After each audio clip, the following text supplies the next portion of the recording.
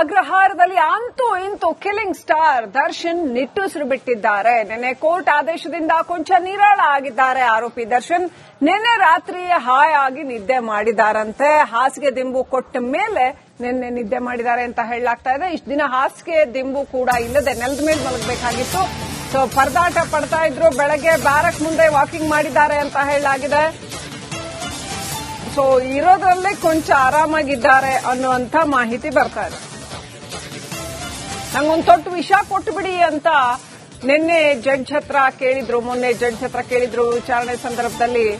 ಬೇರೆ ಏನು ಬೇಡ ಸ್ವಾಮಿ, ನಂಗೊಂದು ತೊಟ್ಟು ವಿಷ ಕೊಟ್ಟುಬಿಡಿ ಅಂತ ಕಣ್ಣೀರು ಹಾಕಿದ್ರು.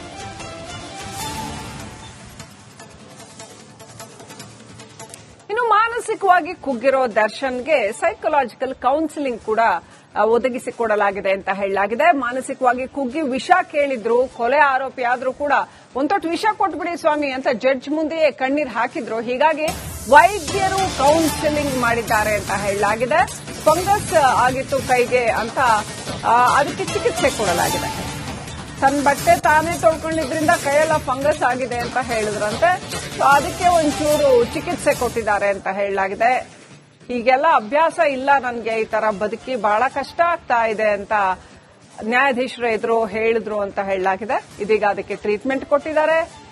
ಇನ್ನು ಮಾನಸಿಕವಾಗಿ ಕುಗ್ಗಿರೋದ್ರಿಂದ ಕೌನ್ಸಿಲಿಂಗ್ ಕೊಟ್ಟಿದ್ದಾರೆ. ಹಾಸಿಗೆ ದಿಂಬು 2 ಕೊಟ್ಟಿದ್ದಾರೆ, ತಟ್ಟೆ ಲೋಟ ಕೊಟ್ಟಿದ್ದಾರೆ. ನೆಕ್ಸ್ಟ್ ಅಪ್ಡೇಟ್ ಪಡ್ಕೊಳ್ಳೋಣ. ನಮ್ಮ ಪ್ರತಿನಿಧಿ ಮಾದೇಶ್ ಲೈವ್ ಕನೆಕ್ಟ್ ಇದ್ದಾರೆ.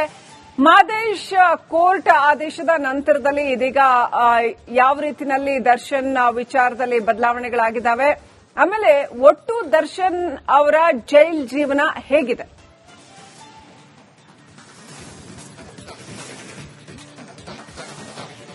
ಶ್ರೀಲಕ್ಷ್ಮಿ, ದರ್ಶನ್ ಕಳೆದ ಬಾರಿ ವಿಚಾರಣೆಗೆ ವಿಡಿಯೋ ಕಾನ್ಫರೆನ್ಸ್ ಮೂಲಕ ಹಾಜರಾದಂತಹ ಸಂದರ್ಭದಲ್ಲಿ ಕೋರ್ಟ್ನಲ್ಲಿ ಜಡ್ಜ್ ಮುಂದೆ ಒಂದು ರಿಕ್ವೆಸ್ಟ್ ಅನ್ನ ಮಾಡ್ತಾರೆ. ನನಗೆ ವಿಷಯ ಕೊಟ್ಬಿಡಿ, ವಿಷಯ ಆರ್ಡರ್ ಮಾಡ್ಬಿಡಿ, ನನಗೆ ಇಲ್ಲಿ ಇರೋಕ್ಕಾಗ್ತಿಲ್ಲ, ಇಲ್ಲಿ ಸಾಕಷ್ಟು ಸಮಸ್ಯೆ ಆಗ್ತಿದೆ ಅಂತೇಳಿ ಆರ್ಡರ್ ಕೇಳ್ತಾರೆ. ಅಂತಂದ್ರೆ ನಿಜಕ್ಕೂ ಕೂಡ ಆತ ಎಷ್ಟು ಮಾನಸಿಕವಾಗಿ ಡಿಸ್ಟರ್ಬ್ ಆಗಿದ್ದಾರೆ ಅಂತೇಳಿ ಇಲ್ಲಿ ಗೊತ್ತಾಗುತ್ತೆ. ಜೊತೆಗೆ ಜೈಲಿನಲ್ಲಿ ಇರುವಂತಹ ವ್ಯವಸ್ಥೆ, ಯಾಕಂದ್ರೆ ಆತ ಒಬ್ಬ ದೊಡ್ಡ ಸ್ಟಾರ್ ನಟ, ಹೊರಗಡೆ ಇದ್ದಂತ ಆತನ ಜೀವನ ಬೇರೆ ಇತ್ತು. ಆದ್ರೆ ಜೈಲಿನಲ್ಲಿ ಆತನಿಗೆ ಅಲ್ಲಿನ ಒಂದು ಜೀವನ ಮಾಡಕ್ ಆಗ್ತಿಲ್ಲ, ಇಲ್ಲಿ ನನಗೆ ಇರೋಕ್ಕಾಗ್ತಿಲ್ಲ ಅನ್ನೋ ಒಂದು ನೋವನ್ನ ಜಡ್ಜ್ ಬಳಿ ಕೇಳ್ಕೊಂಡಿದ್ರು.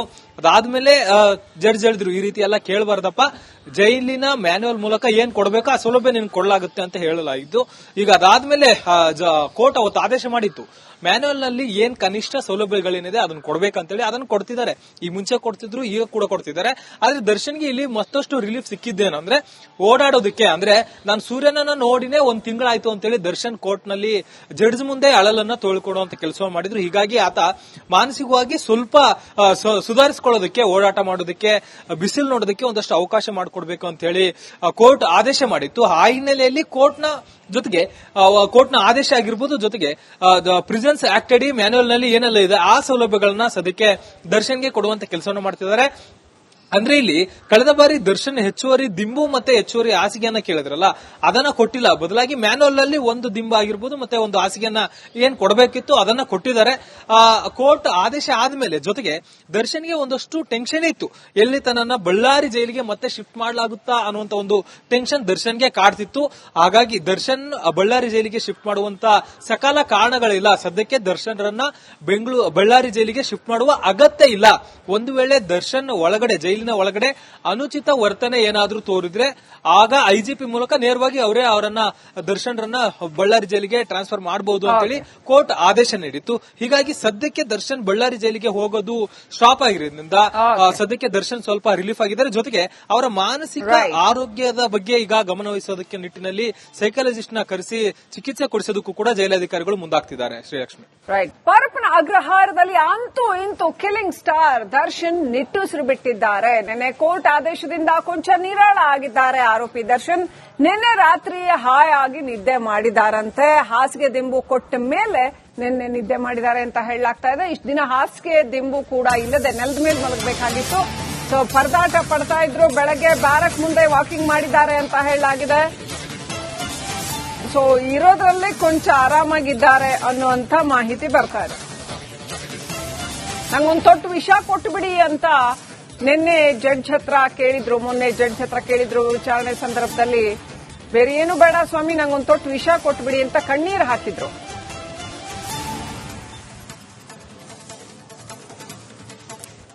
ಮಾನಸಿಕವಾಗಿ ಕುಗ್ಗಿರೋ ದರ್ಶನ್ಗೆ ಸೈಕಲಾಜಿಕಲ್ ಕೌನ್ಸಿಲಿಂಗ್ ಕೂಡ ಒದಗಿಸಿಕೊಡಲಾಗಿದೆ ಅಂತ ಹೇಳಲಾಗಿದೆ. ಮಾನಸಿಕವಾಗಿ ಕುಗ್ಗಿ ವಿಷ ಕೇಳಿದ್ರು, ಕೊಲೆ ಆರೋಪಿ ಆದ್ರೂ ಕೂಡ ಒಂದೊಟ್ಟು ವಿಷ ಕೊಟ್ಬಿಡಿ ಸ್ವಾಮಿ ಅಂತ ಜಡ್ಜ್ ಮುಂದೆಯೇ ಕಣ್ಣೀರ್ ಹಾಕಿದ್ರು. ಹೀಗಾಗಿ ವೈದ್ಯರು ಕೌನ್ಸಿಲಿಂಗ್ ಮಾಡಿದ್ದಾರೆ ಅಂತ ಹೇಳಲಾಗಿದೆ. ಫಂಗಸ್ ಆಗಿತ್ತು ಕೈಗೆ ಅಂತ ಅದಕ್ಕೆ ಚಿಕಿತ್ಸೆ ಕೊಡಲಾಗಿದೆ. ತನ್ನ ಬಟ್ಟೆ ತಾನೇ ತೊಳ್ಕೊಂಡಿದ್ರಿಂದ ಕೈಯೆಲ್ಲ ಫಂಗಸ್ ಆಗಿದೆ ಅಂತ ಹೇಳಿದ್ರಂತೆ. ಅದಕ್ಕೆ ಒಂಚೂರು ಚಿಕಿತ್ಸೆ ಕೊಟ್ಟಿದ್ದಾರೆ ಅಂತ ಹೇಳಲಾಗಿದೆ. ಹೀಗೆಲ್ಲ ಅಭ್ಯಾಸ ಇಲ್ಲ ನನಗೆ, ಈ ತರ ಬದುಕಿ ಬಹಳ ಕಷ್ಟ ಆಗ್ತಾ ಇದೆ ಅಂತ ನ್ಯಾಯಾಧೀಶರ ಎದುರು ಹೇಳಿದ್ರು ಅಂತ ಹೇಳಲಾಗಿದೆ. ಇದೀಗ ಅದಕ್ಕೆ ಟ್ರೀಟ್ಮೆಂಟ್ ಕೊಟ್ಟಿದ್ದಾರೆ. ಇನ್ನು ಮಾನಸಿಕವಾಗಿ ಕುಗ್ಗಿರೋದ್ರಿಂದ ಕೌನ್ಸಿಲಿಂಗ್ ಕೊಟ್ಟಿದ್ದಾರೆ. ಹಾಸಿಗೆ ದಿಂಬು 2 ಕೊಟ್ಟಿದ್ದಾರೆ, ತಟ್ಟೆ ಲೋಟ ಕೊಟ್ಟಿದ್ದಾರೆ. ನೆಕ್ಸ್ಟ್ ಅಪ್ಡೇಟ್ ಪಡ್ಕೊಳ್ಳೋಣ. ನಮ್ಮ ಪ್ರತಿನಿಧಿ ಮಾದೇಶ್ ಲೈವ್ ಕನೆಕ್ಟ್ ಇದ್ದಾರೆ. ಮಾದೇಶ್, ಕೋರ್ಟ್ ಆದೇಶದ ನಂತರದಲ್ಲಿ ಇದೀಗ ಯಾವ ರೀತಿನಲ್ಲಿ ದರ್ಶನ್ ವಿಚಾರದಲ್ಲಿ ಬದಲಾವಣೆಗಳಾಗಿದ್ದಾವೆ, ಆಮೇಲೆ ಒಟ್ಟು ದರ್ಶನ್ ಅವರ ಜೈಲ್ ಜೀವನ ಹೇಗಿದೆ?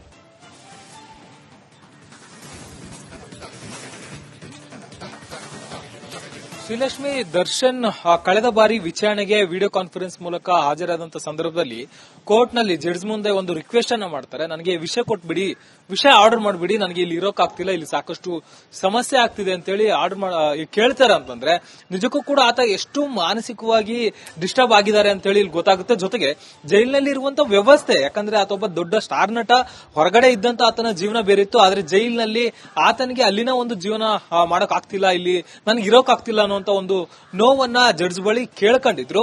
ಅದಾದ್ಮೇಲೆ ಜಡ್ಜ್ ಹೇಳಿದ್ರು, ಈ ರೀತಿ ಎಲ್ಲ ಕೇಳಬಾರ್ದಪ್ಪ, ಜೈಲಿನ ಮ್ಯಾನ್ಯುವಲ್ ಮೂಲಕ ಏನ್ ಕೊಡಬೇಕು ಆ ಸೌಲಭ್ಯ ನಿನ್ ಕೊಡಲಾಗುತ್ತೆ ಅಂತ ಹೇಳಲಾಗಿದ್ದು. ಈಗ ಅದಾದ್ಮೇಲೆ ಕೋರ್ಟ್ ಅವತ್ತು ಆದೇಶ ಮಾಡಿತ್ತು, ಮ್ಯಾನ್ಯುವಲ್ ನಲ್ಲಿ ಏನ್ ಕನಿಷ್ಠ ಸೌಲಭ್ಯಗಳೇನಿದೆ ಅದನ್ನ ಕೊಡ್ಬೇಕಂತೇಳಿ ಅದನ್ನ ಕೊಡ್ತಿದ್ದಾರೆ. ಈ ಮುಂಚೆ ಕೊಡ್ತಿದ್ರು, ಈಗ ಕೂಡ ಕೊಡ್ತಿದ್ದಾರೆ. ಆದ್ರೆ ದರ್ಶನ್ಗೆ ಇಲ್ಲಿ ಮತ್ತಷ್ಟು ರಿಲೀಫ್ ಸಿಕ್ಕಿದ್ದೇನಂದ್ರೆ ಓಡಾಡೋದಕ್ಕೆ. ಅಂದ್ರೆ ನಾನು ಸೂರ್ಯನನ್ನ ನೋಡಿನೇ 1 ತಿಂಗಳಾಯ್ತು ಅಂತೇಳಿ ದರ್ಶನ್ ಕೋರ್ಟ್ ನಲ್ಲಿ ಜಡ್ಜ್ ಮುಂದೆ ಅಳಲನ್ನ ತೊಳ್ಕೊಡುವಂತ ಕೆಲಸ ಮಾಡಿದ್ರು. ಹೀಗಾಗಿ ಆತ ಮಾನಸಿಕವಾಗಿ ಸ್ವಲ್ಪ ಸುಧಾರಿಸಿಕೊಳ್ಳೋದಕ್ಕೆ, ಓಡಾಟ ಮಾಡೋದಕ್ಕೆ, ಬಿಸಿಲು ನೋಡೋದಕ್ಕೆ ಒಂದಷ್ಟು ಅವಕಾಶ ಮಾಡಿಕೊಡ್ಬೇಕು ಅಂತ ಹೇಳಿ ಕೋರ್ಟ್ ಆದೇಶ ಮಾಡಿತ್ತು. ಆ ಹಿನ್ನೆಲೆಯಲ್ಲಿ ಕೋರ್ಟ್ನ ಆದೇಶ ಆಗಿರ್ಬೋದು, ಜೊತೆಗೆ ಪ್ರಿಸನ್ಸ್ ಆಕ್ಟ್ ಅಡಿ ಮ್ಯಾನ್ಯುವಲ್ ನಲ್ಲಿ ಏನೆಲ್ಲ ಇದೆ ಆ ಸೌಲಭ್ಯಗಳನ್ನ ಸದ್ಯಕ್ಕೆ ದರ್ಶನ್ಗೆ ಕೊಡುವಂತ ಕೆಲಸವನ್ನು ಮಾಡ್ತಿದ್ದಾರೆ. ಅಂದ್ರೆ ಇಲ್ಲಿ ಕಳೆದ ಬಾರಿ ದರ್ಶನ್ ಹೆಚ್ಚುವರಿ ದಿಂಬು ಮತ್ತೆ ಹೆಚ್ಚುವರಿ ಹಾಸಿಗೆಯನ್ನ ಕೇಳಿದ್ರಲ್ಲ, ಅದನ್ನ ಕೊಟ್ಟಿಲ್ಲ. ಬದಲಾಗಿ ಮ್ಯಾನ್ಯುವಲ್ ನಲ್ಲಿ 1 ದಿಂಬು ಆಗಿರ್ಬೋದು ಮತ್ತೆ 1 ಹಾಸಿಗೆಯನ್ನ ಏನ್ ಕೊಡಬೇಕಿತ್ತು ಅದನ್ನ ಕೊಟ್ಟಿದ್ದಾರೆ. ಕೋರ್ಟ್ ಆದೇಶ ಆದ್ಮೇಲೆ ಜೊತೆಗೆ ದರ್ಶನ್ಗೆ ಒಂದಷ್ಟು ಟೆನ್ಷನ್ ಇತ್ತು, ಎಲ್ಲಿ ತನ್ನನ್ನ ಬಳ್ಳಾರಿ ಜೈಲಿಗೆ ಮತ್ತೆ ಶಿಫ್ಟ್ ಮಾಡಲಾಗುತ್ತಾ ಅನ್ನುವಂತ ಒಂದು ಟೆನ್ಷನ್ ದರ್ಶನ್ಗೆ ಕಾಡ್ತಿತ್ತು. ಹಾಗಾಗಿ ದರ್ಶನ್ ಬಳ್ಳಾರಿ ಜೈಲಿಗೆ ಶಿಫ್ಟ್ ಮಾಡುವಂತ ಸಕಾಲ ಕಾರಣಗಳಿಲ್ಲ. ಸದ್ಯಕ್ಕೆ ದರ್ಶನ್ರನ್ನ ಬಳ್ಳಾರಿ ಜೈಲಿಗೆ ಶಿಫ್ಟ್ ಮಾಡುವ ಅಗತ್ಯ ಇಲ್ಲ. ಒಂದು ವೇಳೆ ದರ್ಶನ್ ಜೈಲಿನ ಒಳಗಡೆ ಅನುಚಿತ ವರ್ತನೆ ಏನಾದ್ರೂ ತೋರಿದ್ರೆ ಆಗ ಐಜಿಪಿ ಮೂಲಕ ನೇರವಾಗಿ ಅವರೇ ಅವರ